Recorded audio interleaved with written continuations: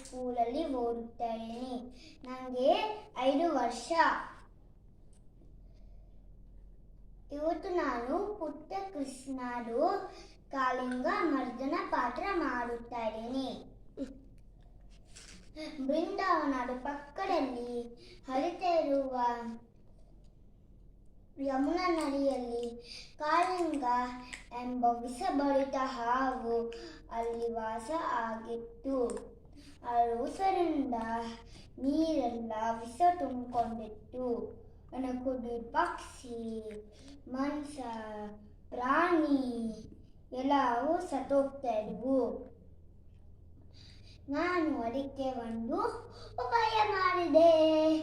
ಬನ್ನಿ ಗೆಳೆಯರೆ, ಚೆಂಡು ಆಟ ಆಡೋಣ.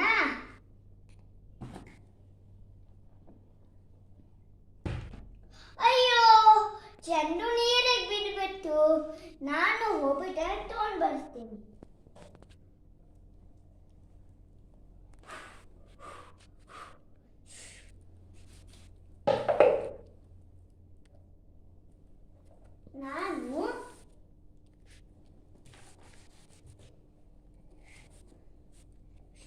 ನಾನು ಕಾಳಿಂಗ ಮರ್ದನ ಮಾಡಿದೆ.